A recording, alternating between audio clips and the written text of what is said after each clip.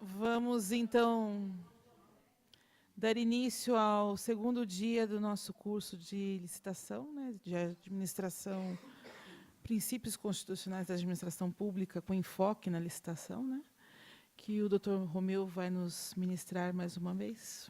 Seja bem-vindo, e a palavra está com o palestrante. Boa tarde a todos. Bom, de pronto eu quero agradecer aí a presença de todos. Isso demonstra que todos estão interessados, né? Então, é bacana isso, viu? É legal, né? Também. São fatores que contribuem para a presença maciça de vocês. Muito bem. Na última palestra, na primeira palestra, né, que foi a última que nós comentamos, eu falei dos princípios constitucionais. Então, nós falamos do princípio constitucional da legalidade, da impessoalidade, da moralidade, da publicidade, e citamos que se aplica na licitação. Bom, princípios constitucionais que aplicam-se à administração são esses, o artigo 37, que, por conseguinte, elencou também, num dos seus incisos, a exigência de licitação, de processo licitatório. Expliquei para vocês cada um desses 5 princípios e os efeitos que ele atinge em todos na administração pública, os agentes políticos, servidores. E no artigo 3º da Lei 866, que regulamenta o inciso da Constituição Federal que exige a licitação, ele trata taxativamente da licitação, destina-se a garantir a observância do princípio constitucional da isonomia, que é um princípio que não consta da Constituição, mas que foi construído na legislação infra. A seleção da proposta mais vantajosa da administração, proporcionando o desenvolvimento nacional sustentável, e será processada em estrita conformidade com os princípios básicos da legalidade, impessoalidade, moralidade, igualdade e publicidade. Muito bem. Esses são os princípios, então, explícitos. Existem também os princípios implícitos, aqueles que os senhores não vão encontrar taxativamente escritos na Constituição e que são de vital importância no momento de se fazer um processo licitatório. Um dos princípios implícitos que os senhores não vão encontrar na Constituição e que é decorrente de uma interpretação teleológica é o princípio primeiro, da supremacia do interesse público sobre o privado. Esse princípio é que norteia toda a atividade da administração pública. Significa dizer o quê? Que o administrador só pode agir, só pode atuar, sempre pensando no bem comum, no bem da coletividade. Essa é a razão única da existência da administração pública nos modos que nós conhecemos. Outro princípio que decorre desse princípio da supremacia do interesse público ou privado é o princípio da indisponibilidade do interesse público. Eu desafio qualquer um aqui a me explicar o que é a indisponibilidade do interesse público. Princípio da indisponibilidade do interesse público. O que seria, Ritinha? O princípio da indisponibilidade do interesse público. Etimologicamente, indispor. Por favor, Maguinho. Vou tentar. Pelo meu entendimento do termo, seria algo inegociável essa supremacia do interesse público. Isso. Está indisponível negociar qualquer coisa que vá contra isso. Exato. Muito bem. Pode ser que tenha mais alguma. Está correto. Alguém usa mais algum? Acho que é não comprometer, não fazer nada que comprometa o patrimônio, o interesse. Também. O Renan, que é estudante de Direito aí do último ano, deve ter ouvido falar muito. Ousa? O interesse público ele é indisponível, ou seja, você não pode dispor, você não pode abrir mão dele. Algo que seja de interesse público, o Estado ele tem que prover, ele tem que fazer. Exato. Boa definição. A bem da verdade, não se pode transigir com o interesse público. Em hipótese alguma, ele é negociável. Não há que se falar em acordo com o interesse público. Eu, logo quando eu entrei aqui na Câmara Municipal, acho que fazia uns 6 meses que eu estava aqui, e houve uma audiência na qual eu fui defender os interesses da Câmara e numa ação trabalhista. Então, logo eu sentei, o Atílio foi de preposto, o juiz trabalhista ligou e perguntou: doutor, há possibilidade de acordo? Eu olhei e abaixei a cabeça, fiz de conta que não vi, né? Aí ele: doutor, estou me dirigindo ao senhor. Eu falei: comigo, excelência? Sim. Pois não. Eu falei: há possibilidade de acordo? Eu falei: olha, a procuração que eu tenho do poder público não me estende poderes a poder transigir com o interesse público. Oh, mas é o que eu fiz, é um monte de acordo com... Começou a citar órgãos públicos. Eu falei: a minha procuração, ela limita-se a poder defender os interesses, mas jamais transigir com o interesse público. Então, ele insistiu, eu falei: eu gostaria até que o senhor consignasse, então, em ata. Por quê? Até onde eu sei, não se transige, não se faz acordo com o dinheiro público. Por quê? Porque o dinheiro não é da Câmara, não é do Executivo, não pertence a nenhum dos gestores, tampouco aos servidores. É o dinheiro da coletividade. Consequentemente, não há que se falar. Então, esse é um exemplo que eu estou passando para os senhores do que vem a ser o princípio da indisponibilidade do interesse público. Esse princípio, ele é de fundamental importância quando qualquer um dos senhores for trabalhar, eventualmente, num certame licitatório, ou for enfrentar uma situação que trate-se de um certame licitatório. A licitação, ela é a regra. Nada se contrata na administração sem que tenha sido precedido de um certame licitatório. Essa é a regra. No entanto, é uma regra que encontra rígidos limites também em situações de exceção. Porque, como todos sabem, já devem ter ouvido falar, toda regra existe exceção. Quando os senhores abrem o artigo 24 da Lei 866/93, que é a lei que regulamenta o dispositivo constitucional da licitação, ele vai tratar, no caput, é muito curtinho, ele fala: é dispensável a licitação, 2 pontos, e elenca vários incisos. Aí eu lanço mão de uma outra pergunta. Essa disposição é dispensável à licitação? Ela é uma regra? Ela é uma exceção à regra de licitar? É ou não? É. É uma regra. É uma exceção. É uma exceção. Mas é uma exceção mitigada. É uma exceção que não se sobrepõe a essa obrigação, porque o legislador utiliza-se do termo é dispensável, ele faculta essa possibilidade, desde que adequado a qualquer um dos incisos. Nós temos o inciso 2, que nós utilizamos muito aqui na Câmara, que é para outros serviços e compras no valor de até 10% do limite previsto na linha A do inciso 2 do artigo anterior, que é o artigo que fala que é R$80 mil para convite, então 10% são R$8 mil. Se for construção, R$150 mil, 10%, R$15 mil. Só que, eu pergunto para vocês, e se nós fizermos um processo licitatório, está errado? Está errado? Sim ou não? Então, não é exceção. Não é exceção. Se não está errado, não é exceção, é regra. É que isso foi um mecanismo. Quis o legislador criar algumas opções para poder dar maior celeridade ao gestor. E aí, só que desde que se adeque, tem que haver perfeita adequação com as disposições elencadas na lei. É uma exceção, entre aspas, vinculada, atrelada.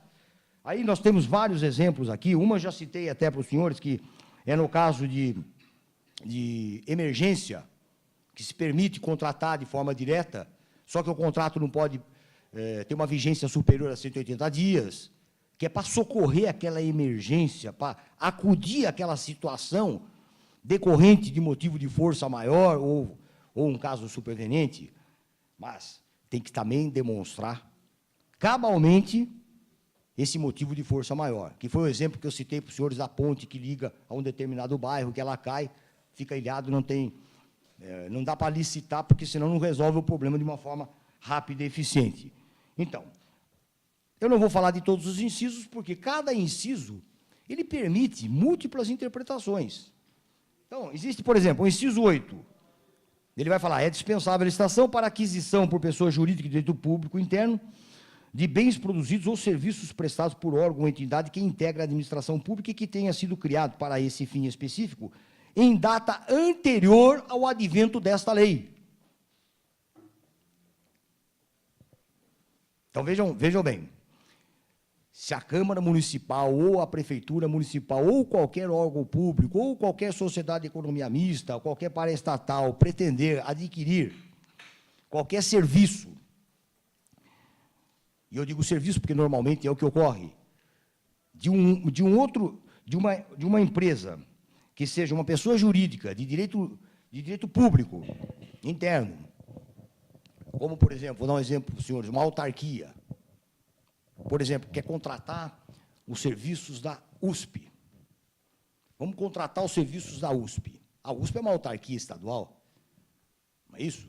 De direito público interno, não é isso? Criada muito antes da Lei 866/93, não é isso? Muito antes. Evidentemente que nós não vamos precisar licitar. Nós vamos adequar. O inciso 8 vai dar perfeita adequação, o caso concreto, a essa hipótese tratada.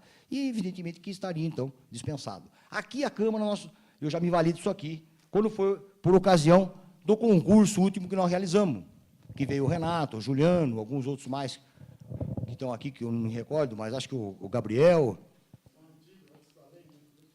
Exato, nós contratamos a Júlia Mesquita, que é a VUNESP. A VUNESP ela foi criada em 1979, portanto, antes do advento da Lei 866/93. Exatamente. E aí, fizemos a contratação direta, com dispensa de licitação. Entendeu? Então, essa é uma das hipóteses, que daí permite a contratação direta, dispensando a licitação. E é independente do valor. Diga-se de passagem, pode ser R$200 mil, R$120 mil, entendeu? Então, essas são situações que foram criadas e que, eu repito, não é exceção. Pode-se dizer que está mitigando um pouco a exigência, o rigor da licitação, para poder dar maior celeridade no objetivo maior, que às vezes a emergência se impõe de tal forma. Por exemplo, a qualidade de um serviço da USP ou da VUNESP é indiscutível. Nenhum tribunal de contas ousa questionar a qualidade de um serviço prestado. Tanto que, quando nós contratamos a VUNESP, houve várias impugnações de candidatos, disso, aquilo, discutindo questões pontuais do edital, mas, em hipótese alguma, o Ministério Público, ou até mesmo o Tribunal de Contas, fez sequer alguma censura. E nem poderia, por conta de quê? Eles também se utilizam da própria VUNESP para fazer as suas contratações, os seus concursos públicos. Então, evidentemente que isso mostra também essa qualificação técnica é notória. Ela dispensa qualquer tipo de comentário. Pois não. Curiosidade, por que teria que ser uma instituição criada antes da Lei 866? Bom, primeiro porque existe uma máxima no direito que a lei não retroage, certo? A lei só retroage quando for, no caso do direito penal, e for para beneficiar o réu. É a única exceção.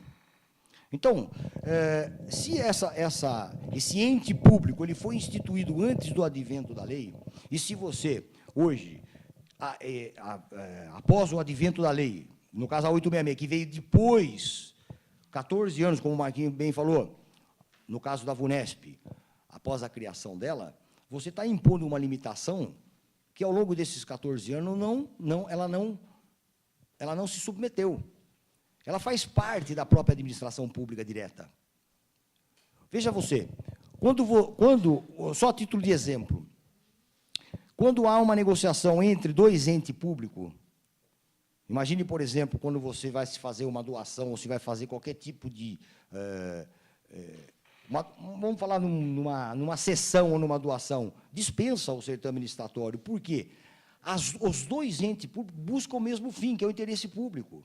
Que é, como eu falei, a razão de ser e existir da administração pública. E quando eu falo administração pública, é gênero, do qual a União, o Estado, o Distrito Federal, as paraestatais, as indiretas, todas são espécies. Busca-se a mesma finalidade. É diferente, por exemplo, quando você abre um certame licitatório e abre uma concorrência para trazer a participação da iniciativa privada. Porque aí há interesses antagônicos. A iniciativa privada, ela busca o lucro e é saudável. E é salutar.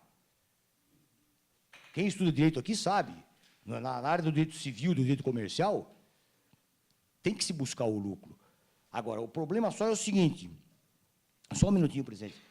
A questão é que você abre a possibilidade no mercado para que todos possam participar e ganhar o contrato. E obter o contrato, que é o ponto culminante do certame licitatório. Mas é diferente. Não há interesses antagônicos entre as administrações públicas. Essa que é a essência. Ao passo que, como eu falei até no plenário, eu estava explicando com relação ao fundo, que o Supremo entendeu que contratar direto, passar a folha de pagamento direto para bancos oficiais é criar uma reserva de mercado. E quando você pega uma paraestatal, você pega uma sociedade de economia mista, como o Banco do Brasil, cujo capital majoritário, 51%, pertence à União, mas 49% são acionistas da iniciativa privada. Você indiretamente está privilegiando esses acionistas em detrimento em detrimento das outras instituições privadas. Entendeu? Você está promovendo um desequilíbrio. E o Supremo foi muito inteligente nessa. A inteligência que eu digo é no poder de compreensão e desdobramento da interpretação dessa disposição.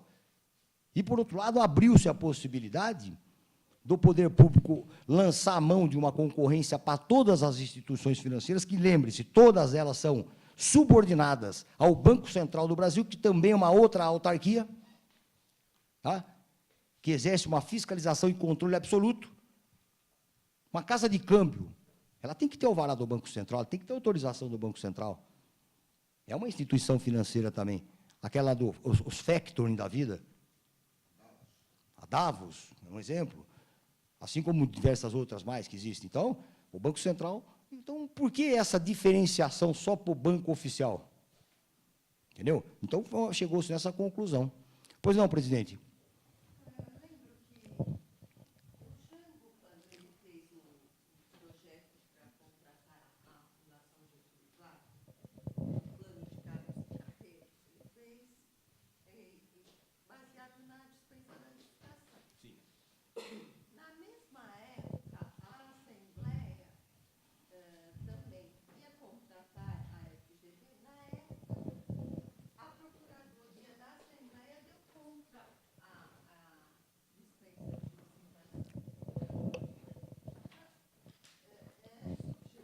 Não, quando o Jango fez isso também, eu fui um dos que criticou, embora não tenha chegado aqui, mas em face da amizade que nós temos, eu havia conversado com ele, e eu opinei, porque ele fundamentou no inciso 13 do artigo 24. O inciso 13 fala o seguinte: é dispensável a licitação na contratação de instituição brasileira incumbida, regimental ou estatutariamente, da pesquisa, do ensino ou do desenvolvimento institucional ou de instituição dedicada à recuperação social do preso, desde que a contratada detenha inquestionável reputação ético-profissional e não tenha fins lucrativos. Esse foi o fundamento. E o Ministério Público questionou a inadequação. A discussão ali foi formal, não é nem meritória. Forma. Esse fundamento pode levantar, o processo é público, nos dois ou três pareceres que eu dei quando foi para fazer a licitação com a Vunesp, eu utilizei desse 13 e do 8. Usei o 8 porque era oportuno em face da Júlio Mesquita já ter sido criada em 79. E o 13 porque a contratação de instituição brasileira é incumbida regimental de tratamento de pesquisa do ensino, o que liga daí a vestibular, a concursos, entendeu? Agora, o que ele fez? Ele contratou para fazer um projeto de... como é que é o termo, Chá? Não é lá do prédio do Teatro São Luís. Restauração. A FUPAM. Não é isso que você está falando? Então, ele também fundamentou no 13. Também fundamentou no 13. Então, a fundamentação, a forma, essa da FUPAM foi censurada, foi objeto de ação, mas ele ganhou. Mas por que ele ganhou? Por causa do mérito. Entendeu? Há uma discussão infindável, para quem estuda direito, há uma discussão infindável que, às vezes, a forma, o excessivo rigor da forma prejudica o mérito. Só para que vocês possam entender, a forma, para se atingir o mérito, primeiro tem que vencer a forma. A forma, o que é? Aquilo que a lei estabelece, aqueles caminhos que tem que ser trilhado antes de se atingir o mérito. Entendeu? Essa formalidade. O professor Eli Lopes Meirelles, que é um dos grandes doutrinadores do direito administrativo, ele sempre criticou muito o excesso de forma. Ele fala que o excesso de forma se torna formalismo. E formalismo ao excesso acaba prejudicando o próprio interesse público. Nesse caso, a ação foi julgada improcedente por conta disso. Porque é evidente que o restauro de um prédio, vamos dizer, daquela natureza, daquele tipo que é o Colégio São Luís, não se pode também impor tanto rigor por um erro de forma, porque não houve, por exemplo, um desvio, não houve um prejuízo, muito pelo contrário. Está se tutelando o patrimônio histórico do município, que é o objetivo maior. Entendeu? É evidente que o Ministério Público, ele, na função de custos legis, que do latim é o fiscal das leis, também não está errado. Só que lá no finalmente, sempre tem que prevalecer a razoabilidade, para que você não prejudique o interesse maior que é o público, que é o interesse da coletividade. E é evidente que o patrimônio histórico do município também se integra em todo esse conceito de interesse público. E, detalhe, indisponível. A indisponibilidade é sempre um traço marcante. Pois bem, até aqui todo mundo entendeu? Alguma dúvida? Então, a dispensa de licitação, tenham sempre consigo que é uma forma de flexibilizar, é uma forma de mitigar, mas que não chega a ser taxativamente uma exceção, porque é dispensável, fica a faculdade do administrador. Só para que vocês entendam, teve um outro caso concreto, para vocês entenderem. Nós abrimos um certame licitatório aqui, num dado momento aqui da Câmara, que era para contratar seguro dos nossos veículos. A UXA acho que deve se lembrar. Abrimos o certame licitatório, porque as cotações sempre ultrapassavam o valor de R$8.000. Quando foi aberta a proposta comercial, a proposta financeira, o valor que ganhou foi R$6.000. Aí todo mundo pode perguntar, pô, mas então por que vocês licitaram? Porque é aí que está. Quando você faz a cotação, o preço é um. Quando você abre o certame licitatório, desperta o interesse de muitos outros. Aí começa a se queimar aquelas gordurinhas, e aí é aí que é o objetivo da licitação. Alcançar a melhor contratação para a administração pública. Então, chegamos a fazer um contrato de R$6.500, mais produto de um certame licitatório na modalidade de convite. Então, vejam, senhores, não é porque é dispensável que a presidente pode chegar e falar assim, olha, é um produto que eu acho que tem que licitar para a gente tentar buscar um preço menor, mas, presidente, não passa de 8, não. Ela está errada? Não. Ela vai sofrer alguma censura? Não, muito pelo contrário. O que pode haver é um excesso de zelo, entendeu? Mas não é errado. Bom, diferente a hipótese, e aí eu volto a carregar o início da minha fala no momento em que eu disse que essa regra, ela encontra rígidos limites, imposto pelas próprias regras de mercado, que é quando nós deparamos essa exigibilidade radicalmente muda para uma situação de inexigibilidade. E quando que nós deparamos com essa inexigibilidade? Quando a administração pública necessita de um determinado produto, que só tenha um fornecedor. Então, não há que se falar em licitar. Ou quando se depara com a inviabilidade absoluta de se proceder a um certame licitatório. Isso está previsto no artigo 25 da Lei 866. O artigo 25 da Lei 866, ele diz, é inexigível a licitação quando houver inviabilidade de competição. Em especial, inciso 1, para aquisição de materiais, equipamentos ou gêneros que só possam ser fornecidos por produtor, empresa ou representante comercial exclusivo. Então, é inviável, não é isso? Vedada a preferência de marca, devendo a comprovação de exclusividade ser feita através de atestado fornecido por órgão ou registro do comércio do local em que se realizaria a licitação ou a obra ou serviço. Muito bem. Evidente que isso aí tem que ser comprovado. Não basta o administrador falar, pô, a aquisição daquele produto é inexigível, só tem ele que fabrica.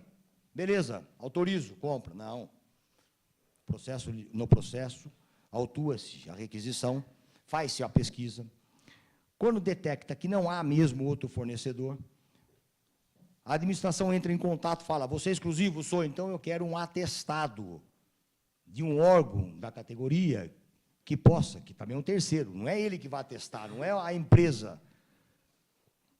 Um terceiro, um sindicato, vai atestar que aquela empresa realmente é exclusiva na produção daquele produto ou daquele serviço.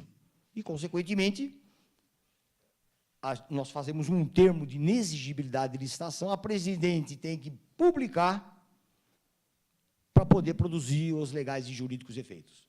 Então, tudo isso que eu falei são o quê? O princípio da indisponibilidade, o princípio da publicidade. E por que o princípio da publicidade? Por que ela tem que publicar? Porque o dinheiro, exatamente, porque é o dinheiro da coletividade, dos contribuintes.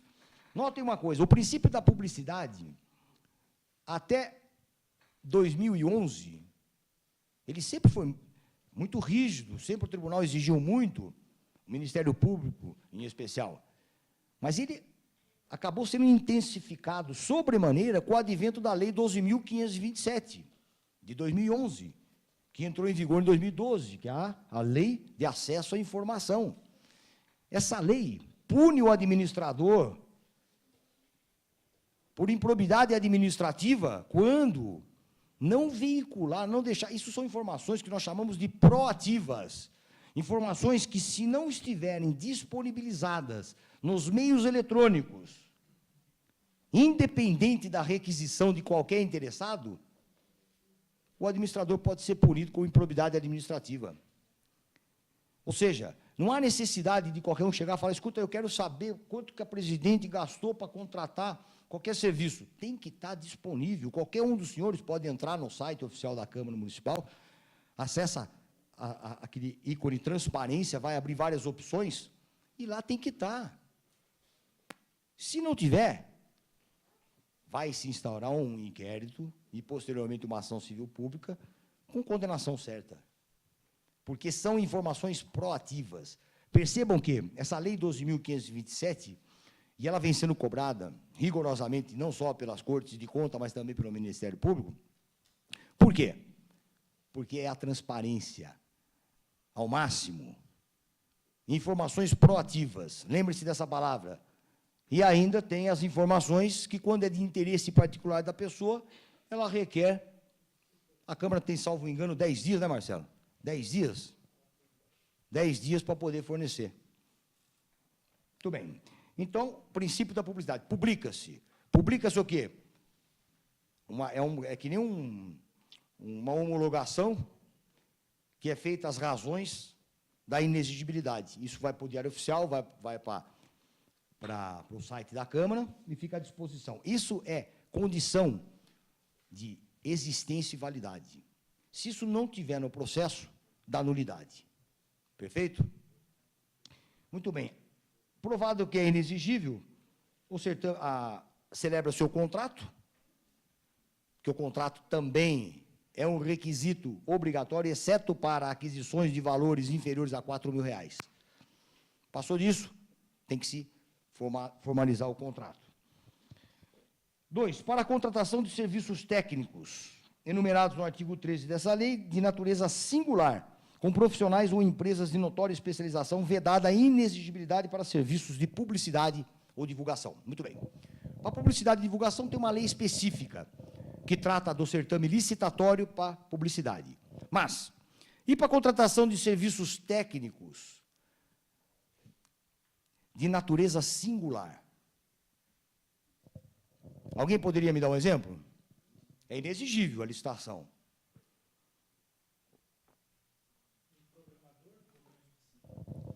Um programador. Aqui dentro da Bragança, especificamente, posso citar, por exemplo, o Guindaste dos Caizinhos.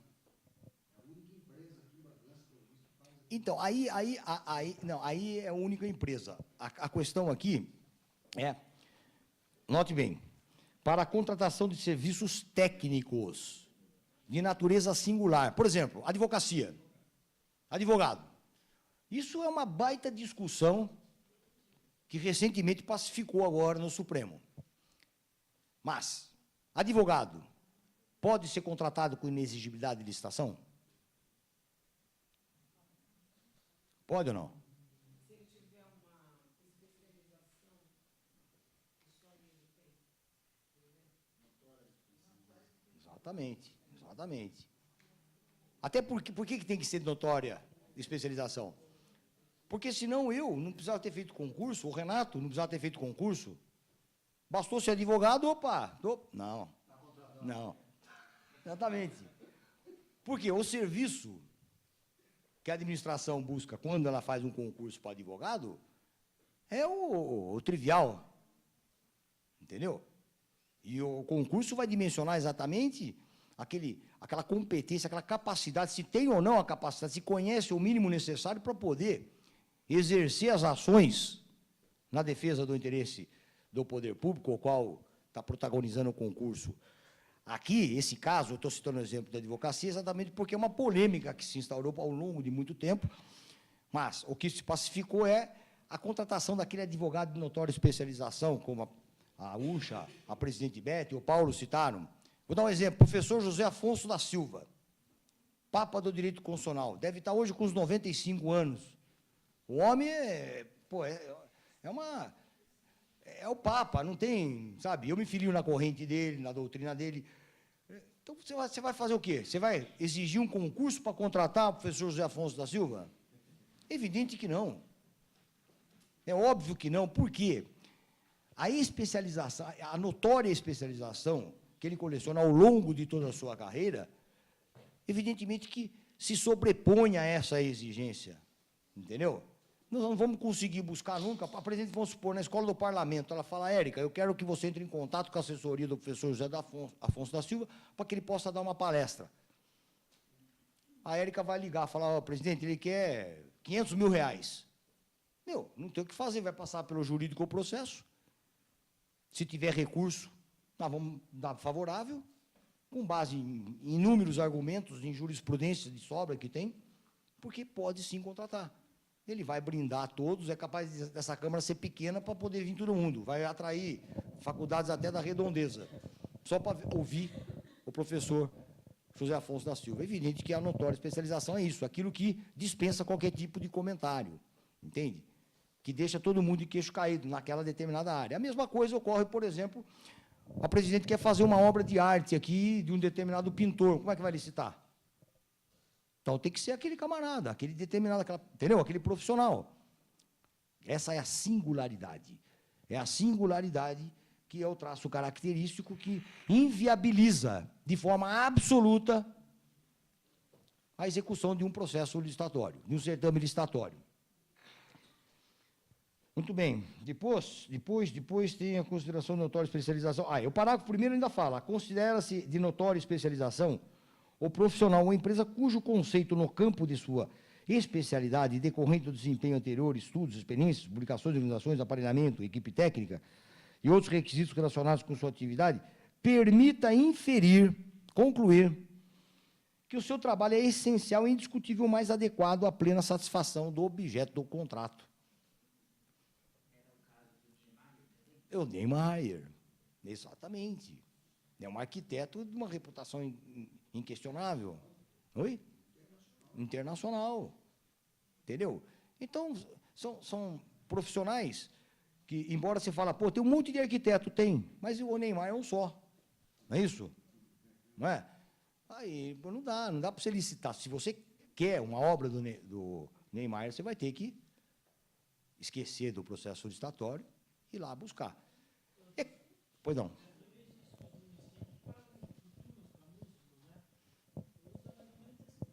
Exato. Exato, é Ivete Sangalo. Então, você não vai licitar para buscar a Ivete Sangalo. Então, são situações que, eu não sei se é felizmente ou infelizmente, mas não dá para... Só que, veja, por outro lado, você tem que fazer sempre a análise do benefício que você vai trazer para a coletividade. Então, por exemplo, você fala da Ivete Sangalo. A Ivete Sangalo é uma cantora popular, que deve de ter centenas de milhares de fãs, e que, conforme o município, em hipótese alguma, aquelas pessoas vão conseguir ver um show dela. De repente, se o prefeito traz, ou se um evento qualquer traz, é óbvio que vai ter também o fim, porque, lembre-se, o lazer também é tutelado pela Constituição, entendeu? O lazer também é protegido pela Constituição, de modo que, é claro, você não vai fazer isso todo mês, mas, numa eventualidade, não vejo também problema nenhum. Mas tudo vai depender do caso concreto. Eu estava explicando isso para o Paulo, de determinada situação. Pois bem, é evidente que todos esses procedimentos têm que ser tudo muito bem instruído em processo, tem que ser muito bem justificado, entendeu? Tem que ter a teoria, que nós falamos da teoria da motivação do ato administrativo. Então, há que se motivar, tem que estar muito bem instruído, não pode, em momento algum, porque quando a gente explica, em tese, parece que é tudo fácil. Não, vamos fazer assim, assim, assado. Não, precisa estar muito bem justificado, a circunstância tem que permitir. Entra também no aspecto econômico-financeiro, há que ter disponibilidade financeira e orçamentária. Lembrando que a previsão orçamentária não significa a existência de recurso financeiro. Então, tem, às vezes, previsão orçamentária, mas não tem recurso. Então, envolve uma série de outros requisitos que vai ter que ser muito bem analisado no momento em que vai se determinar o certame licitatório, a própria abertura. Sempre pautando da primeira regra, a necessidade. Necessidade e capacidade. Primeiro, há necessidade de contratar? Sim. Por qual razão? Explica. A razão pela qual pretende se contratar. É isso? Aí, essa necessidade, ela vai ser, no primeiro momento, analisada por órgãos que limitam o exercício do poder, como eu falei para vocês no início. Lembra que eu falei que a Constituição é uma norma jurídica fundamental determinada à sociedade, que organiza o Estado, lembram-se disso? Distribui as funções estatais, assegura os direitos e garantias dos cidadãos e limita o exercício do poder. A limitação do exercício do poder já começa aqui, internamente. Por quê? Esse processo, quando há requisição, ele vai parar no controle interno. No controle interno, primeiro eu vou fazer uma análise do ponto de vista jurídico formal, se atende os comandos da lei. Depois eu vou analisar essa questão da necessidade. Eu vou fazer a análise de se há nexo causal entre a necessidade e a finalidade. Tem que haver um liame subjetivo que autorize. Se a necessidade da contratação de qualquer tipo de serviço ou aquisição de produto tem realmente uma finalidade, e a finalidade é o quê? Com as atividades nossas, com as ações da Câmara, ou com as ações do Poder Executivo. É evidente que, quando, sob a ótica do Poder Executivo, é muito mais fácil, porque o Poder Executivo, ele tem ações, ele reúne uma competência, uma série de ações muito mais realizadoras, do ponto de vista concreto. Todas as ações políticas de um programa de governo são implementadas pelo Poder Executivo. Então, o Poder Executivo ele tem um campo de ação muito mais amplo Ele tem que asfaltar a rua, ele tem que, cortar grama, ele tem que cuidar de saúde, ele tem que cuidar de educação, ele tem que adquirir remédio, ele tem que aquisições de toda a ordem. Mas só que cada uma delas vai ter que ser analisada nesse plano. Você vai comprar, por exemplo, o prefeito ele precisa fazer uma aquisição, eu estava comentando até com o Paulo, uma aquisição muito grande de medicamentos. A saúde hoje é muito exigida. Hoje, o orçamento mínimo da saúde é 15% do orçamento do município. No universo, numa conta rasa de 400 milhões, que é o nosso orçamento, 60 milhões é um orçamento reservado para a saúde. Não é isso? Então, a secretária ela tem um poder de gestão forte, ela tem ali 60 milhões, mas o que ela vai ter que fazer? Ela vai ter que empregar esses recursos para atender a necessidade da pasta dela. A primeira necessidade da pasta dela é só adquirir remédio? Não. É serviços, exames, cirurgias, atender os postinhos, uma série de providências. Então, num dado momento, ela vai precisar comprar um determinado medicamento. Imaginem os senhores que esse medicamento só tenha um laboratório que produza. Só que o dia a dia é cruel. O dia a dia torna o servidor mecânico. Eu até brinco, nos tempos mais remotos, quando eu comecei a advogar, você ia no cartório, o escrivão, ele nem olha para sua cara, ele fala, você vai carimbando folha, folhando, pá, pá, pá, pá, pá. O cara carimba até o balcão, ele não sabe, entendeu? Porque ele torna-se mecânico, ele não sabe nem o que está fazendo. Muitas vezes a gente se deparava com vários despachos absolutamente equivocados, por quê? O juiz com aquela penca de processo, o próprio escrevente que faz, o juiz só assina, só assina, só assina. Nem vê. Então, o dia a dia torna o servidor muito mecânico. Ele para de raciocinar. Mas não porque ele faz isso de propósito, porque aquele sistema, né? Não é isso? Aquele sistema hoje que sofre até, que eu estava comentando até com a Selma, que eu acho absolutamente esquisito você ter que chegar na Câmara, passa cartãozinho, depois você vai almoçar, passa cartãozinho, você volta, passa cartãozinho, você sai. Eu até falei, brinquei com a Selma, a gente fiz uma analogia com o sistema semiaberto, né, prisional. No sistema semiaberto, o preso, o que ele faz? Ele trabalha de dia e de noite volta para o presídio. Aqui é o contrário, você fica preso de dia e de noite você volta para casa, não é isso? E aí ela falou assim, e a tornozeleira? Eu falei, é o cartãozinho de ponto, né? Tá. Eu acho que isso é, né? Não, óbvio. Não, é pior, o plantão de vereador, porque na escala da hierarquia administrativa, o vereador está no topo, ele é o agente político. Ele está no ponto culminante, vamos dizer assim, dessa pirâmide. Então, o agente político ele não está subordinado a nada, a ninguém. Há quem diga até que isso é inconstitucional, por conta do quê? Ele está subordinado a um plantão, mas só que foi eles mesmos que criaram. Entendeu? E aí eu não posso usar o princípio da pessoalidade e atribuir a foi fulano, ciclano, vereador B ou C. Porque no direito administrativo, sobretudo na ótica constitucional, eu tenho que tratar isso aqui como uma instituição do Poder Legislativo, hoje materializada pelos 19 que aqui o estão. Você pega o Ditinho, que é um membro, a presidente Bete, o Paulo Mário, eu acho que não tem mais nenhum vereador. A Ritinha, nossa, desculpa. Ô, Ritinha. Vereador, é verdade. Obrigado, Paulo. É, verdade. Então, hoje, o Poder Legislativo, que é uma abstração, está materializado na pessoa desse. Então, eu não posso simplesmente chegar, sob pena de eu violar o princípio da impessoalidade, e falar, mas espera aí, isso é inconstitucional, mas porque foi o vereador fulano que fez. Não. Muitos outros vereadores, exato, o corpo aprovou, o plenário, o órgão soberano da casa aprovou. Então, não há que se discutir, mas que é discutível, eu digo, a forma, né? Esse rigor. Pois não, Renato, fale.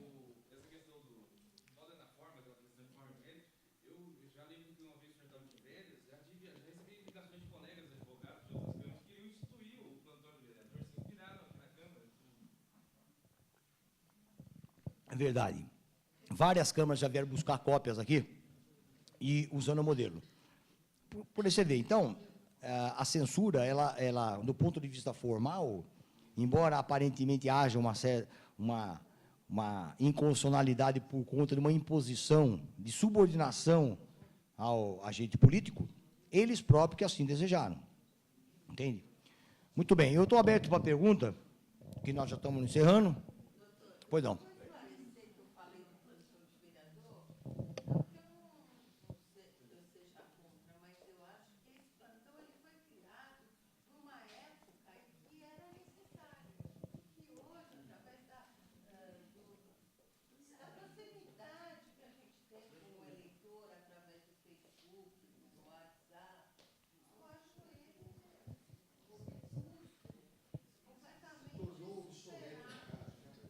Não é? Porque hoje o eleitor ele deu um buraco na rua e ele foi tocar e manda ali pelo WhatsApp. Antes tinha fila aqui, agora não. Então, nessa linha, voltando, só para concluir, ainda da licitação, vocês vão encontrar também na Lei Complementar 123, que é uma lei, a Lei Complementar 123 é a que dispõe, ela institui, melhor dizendo, o Estatuto Nacional da Microempresa.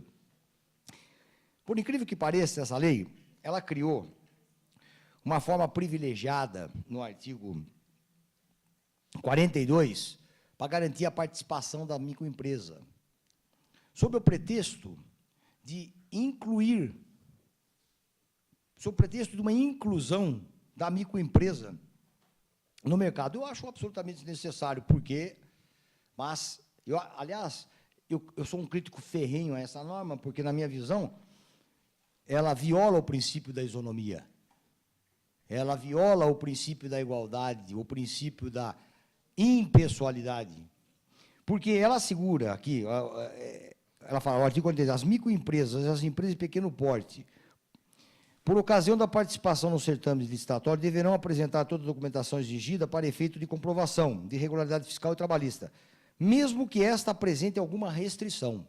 E se apresentar alguma restrição, e ela for vencedora, ela tem 5 dias, prorrogar por mais 5 dias para poder corrigir. Ao passo que, no certame licitatório convencional da 866, se a empresa não apresentar, ela está inabilitada, ela já cai fora na primeira fase. Isso, qualquer CND ou fundo de garantia, qualquer certidão de regularidade, né? E ela diz mais ainda, ela assegura que nem, por exemplo, ocorrendo empate, a microempresa ou empresa de pequeno porte mais bem classificada poderá apresentar proposta de preço inferior àquela considerada vencedora do certame, situação que será adjudicada em favor do licitado. E tem uma previsão aqui, que até 10% do valor dela, maior do que a empresa, é considerado empatado. Só que isso prejudica o interesse público. Isso vai contrário a tudo que eu acabei de falar para vocês. Então, reserva de mercado. Exatamente. A tese que sustenta isso é o princípio da igualdade material, tratar os desiguais na medida em que se desigualam. Só que permite uma reserva de mercado, permite uma inclusão, e, por outro lado, você exclui, às vezes, a possibilidade de uma boa contratação. No entanto, o que salvaguarda e que garante um pouco é o fato de que essa licitação tem que ser aberta de forma exclusiva para a microempresa. E quando que você abre um convite na forma exclusiva de microempresa? Quando você faz uma pesquisa de mercado e verifica, comprova que no local, aqui na região, tem pelo menos 3 empresas que têm condições de fazer o mesmo serviço ou fornecer aquele produto. Entendeu? Então, por exemplo, aqui nós já tentamos fazer, já fizemos, aliás, sabe, acho que foi do pão e leite, não foi? Dos cartuchos. Mas nós verificamos antes que existia 3 empresas. Então, nós só convidamos as 3 microempresas. Agora, vejam vocês, quando você faz, no município como Bragança, que é um município médio, uma pesquisa com 3, você já está dirigindo a licitação. Você sabe que vai ser só aqueles 3 que vão vir. Percebe como isso intensifica ainda mais o que a Ucha acabou de falar, reserva de mercado? Porque, veja, como é que a administração vai fazer? Ela não pode simplesmente abrir um processo licitatório no escuro, exclusivo para a microempresa. Por quê? Certamente vai ser julgado deserto. Então, o que tem que fazer antes? Tem que fazer um trabalho primeiro, de pesquisa. Então, preciso comprar copinho de água. Copinho de água, eu vou ter que pesquisar tem que ter no mínimo 3 microempresas. O copinho de água tem. 3 microempresas, beleza. Vai vir mais.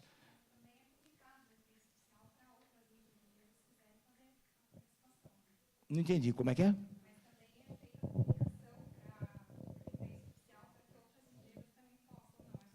Não, essa é publicada também, dá a mesma publicidade, só que é exclusiva, começa assim, ó, é edital, é exclusivo para a microempresa.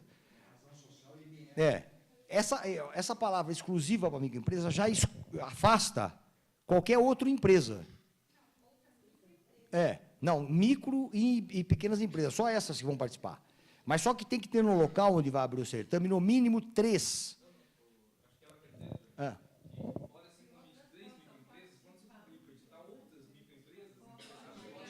Não, pode. É que o cuidado que tem que se ter antes de abrir é que tenha 3 no local. Pelo menos 3. Se tiver 2 só, não, daí já está liberado, a gente abre o certame comum. Entendeu? Daí, se a microempresa quiser vir no nosso edital, ela vai ser tratada em igualdade de condições. Entendeu? Porque não posso fazer daí essa mesclado no meio, que senão daí ninguém vem. Aí as empresas que realmente têm interesse e capacidade não vão vir. Entendeu? Exato. Ele vai falar, por que eu vou disputar com uma microempresa se a microempresa tem certas prerrogativas ou privilégios que eu não tenho? Percebe? Mas eu estou chamando a atenção pelo fato de que, infelizmente, sobretudo na esfera federal, a gente percebe que se legisla de forma pontual a beneficiar determinadas categorias num determinado momento da história. Entende? Isso não dá. Eu tenho certeza que no decorrer do tempo vai ser revisto. E por que eu tenho essa certeza? Porque aqui, muitos são jovens, mas muitos também vão se lembrar que, em 1990, quando o presidente Collor assumiu, e ele confiscou todo o dinheiro e deixou só 50 cruzeiros. 50 mil cruzeiros. Muitos aqui lembram disso. Isso aí começou a chover liminares na Justiça Federal, acabou no Supremo. O Supremo, naquela oportunidade, disse que era uma medida, embora a medida provisória ela pudesse padecer de um possível vício de inconstitucionalidade, ela era necessária para aquele momento. E deu pela constitucionalidade. Então, logo o Collor caiu, o Itamar voltou, o Itamar, que era o vice, assumiu, e aí veio a instituição do URV, ela foi julgada inconstitucional. E aí começou a chover uma pancada de ações, que até pouco tempo estavam pagando diferenças, e até hoje tem, de expurgos disso, expurgos daquilo, por conta disso aí. Então, veja você, julga-se, o Supremo julga de acordo com aquele momento. Porque, veja, no primeiro momento falou que era constitucional. Aí houve o impeachment do Collor, o Itamar assumiu, e, passado um tempinho, ressuscitou a ação, foi declarada inconstitucional. Percebem? Então, porque, veja você, a bem da verdade teria que ser uma igualdade que nivelasse com algumas diferenças, mas não assim, dessa forma taxativa que está aqui. Você pega, por exemplo, um município que nem São Paulo, por exemplo, que tem muitas microempresas, muitas empresas de pequeno porte, muitas mesmo, entendeu? Não é? Então, você acaba, por fim, criando uma dificuldade para a própria administração. Você está criando, no ponto de vista final, um óbice para se atingir, às vezes, uma boa contratação. Entendeu? Isso são algumas das vicissitudes que a gente percebe no decorrer da militância na advocacia pública, por conta de normas dessa natureza. Infelizmente, ou felizmente, alguns comemoram, outros não. Entende? Mas, do ponto de vista formal, eu vejo isso com uma certa resistência. Mas eu estou aberto aí para alguma pergunta.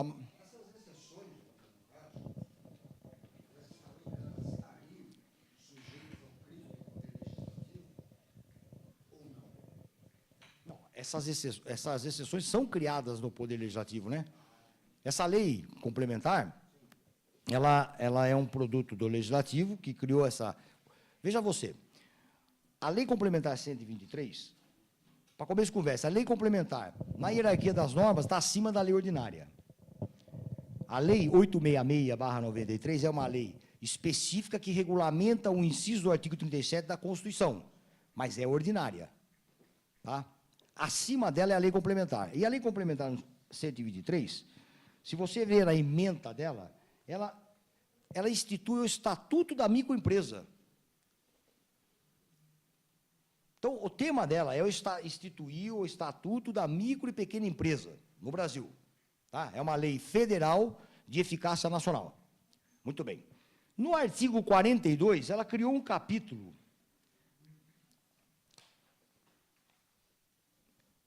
que é das aquisições públicas. E ali, ela começou, nas licitações públicas, comprovação...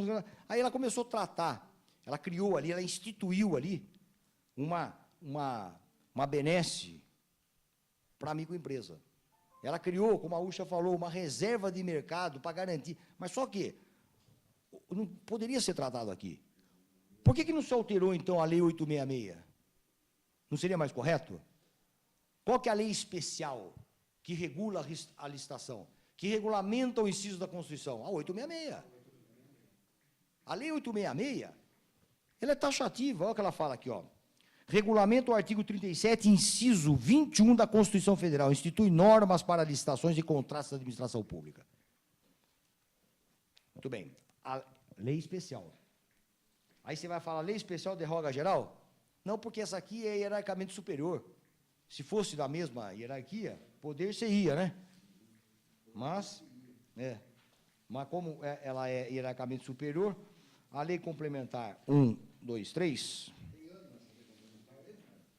Tem, toda lei tem que ter um ano, né? Ela é de 2006. Ela diz assim, ó, institui o Estatuto Nacional da Microempresa e da Empresa de Pequeno Porte. Percebe? Então, ali, quando ela instituiu o Estatuto da Microempresa, ela criou essa reservinha para poder incluir e garantir aí uma boquinha nas licitações. Entendeu? Não é? Quer dizer, só que, pô... Só que, percebo, olha o conflito que cria entre normas. Isso aqui não é um conflito aparente, é um conflito nítido.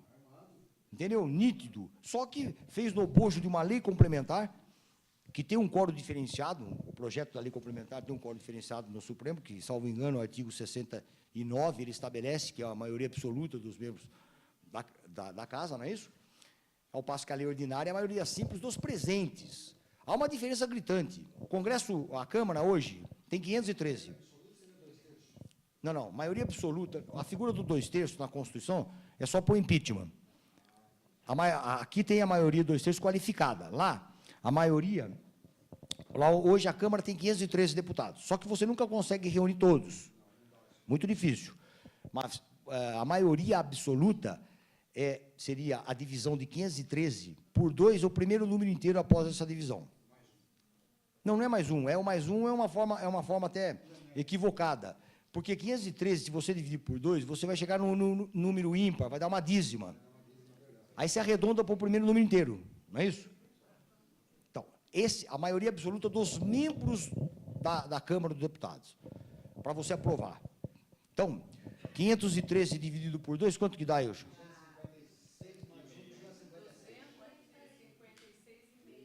257. Então, precisa de 257 votos. Agora, imagine que tenha 300 no plenário. Continua sendo os 257 votos. Tá? Agora, se for uma lei ordinária e tiver 300 deputados, com quanto aprova? Com 151. Exatamente, que é a maioria dos presentes. Percebe que o grau de dificuldade é muito maior, então, de se aprovar um projeto de lei complementar. Assim como a emenda constitucional. A emenda constitucional é um quórum de 3/5. Entendeu? 3/5. Mas que é menos que 2/3, mas que é também um quórum significativo. Vai dar uns 300 e alguma coisa aí. 343? 342, que é os 2/3, mais um. Então, aí por aí você vê o grau de dificuldade. Então, quando o advogado está diante, ou o juiz, ou o promotor, ou qualquer operador de direito, diante de uma lei complementar, ele já tem que ter em mente que aquela lei, por ser hierarquicamente superior, ela vai se sobrepor a qualquer outra norma infra. Mas aí eu posso dizer para você, para gravar mais o debate, mas espera um pouco, a Lei 866 está regulamentando um inciso da Constituição, meu caro. Como é que faz? E está regulamentando um texto que é do legislador constituinte originário. Vocês sabem o que é o legislador constituinte originário?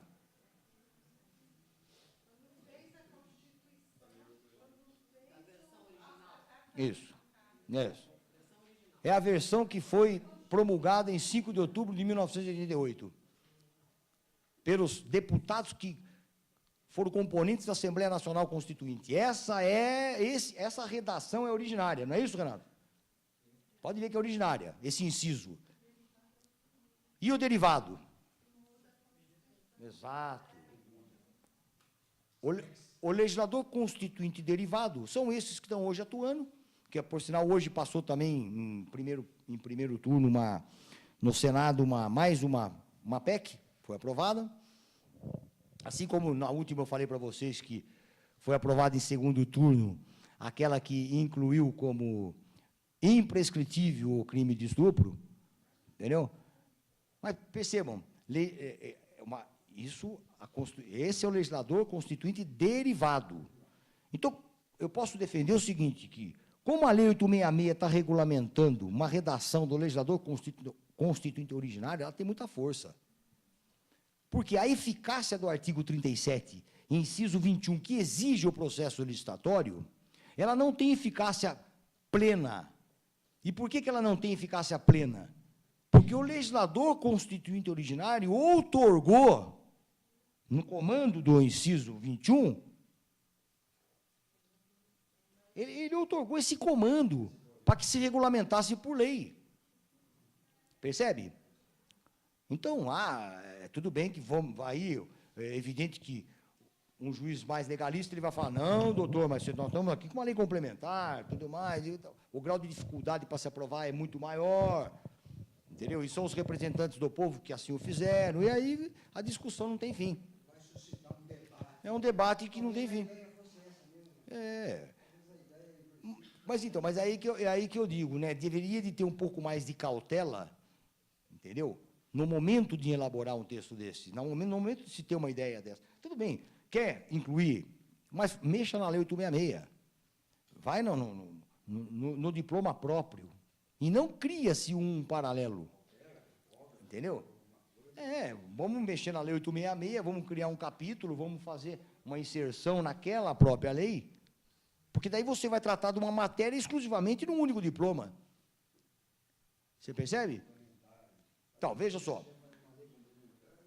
O profissional que não atua nessa área, que não atua, é atuante da área do direito público, ele jamais vai desconfiar que no artigo 42 da Lei Complementar 123, que trata da instituição do Estatuto Nacional da Microempresa, tem ali uma previsão específica e própria que cria benefícios para a microempresa e para a empresa de pequeno porte. Não vai saber.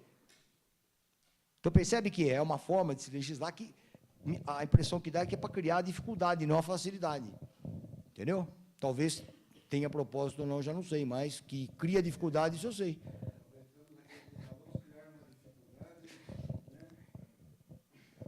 Mas é isso aí, gente. Por favor, pode ir. Pode perguntar. Muriel, você quer perguntar? Pois não, fale.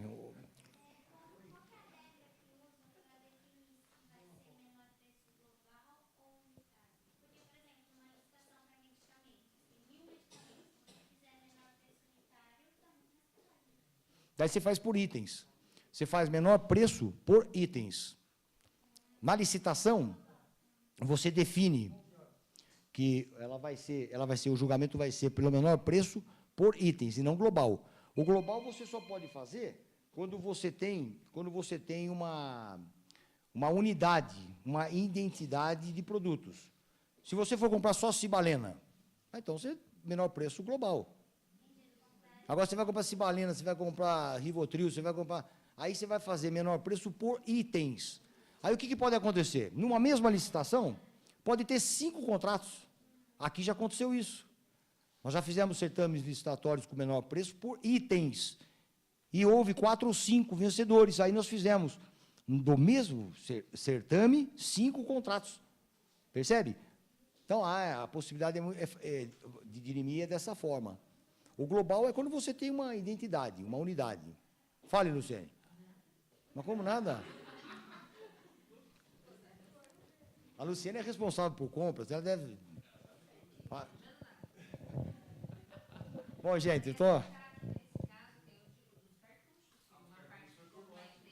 Isso, o cartucho, houve mais de um ganhador.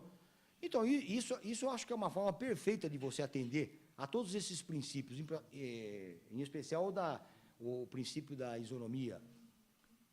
Eu acho legal quando a Câmara consegue, quando é uma contratação assim, menor preço por item, 4, 5, 2, 3 contratos. Entendeu? Isso mostra efetivamente o respeito que houve ao princípio da impessoalidade, ao princípio da isonomia.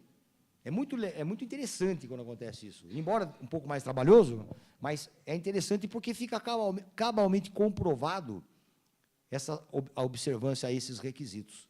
Então, e no dia a dia que a gente vai trabalhando, que a gente vai percebendo nessa... Porque quando a gente estuda só o princípio em tese, então você vê de uma forma que parece que é super fácil de você solucionar. Aí você vai sentir a dificuldade no caso concreto. É você ter a sensibilidade de identificar aquele caso concreto com a adequação aos princípios. Mas é isso aí. Adequar que é complicado. Mas, gente, mais alguma pergunta? Então, a gente deixa... quem tiver mais alguma dúvida, pode perguntar. Então, a gente agradece o Dr. Romeu mais uma vez. Aguardamos todos na semana que vem, no mesmo horário. E tem um lanchinho aqui no café.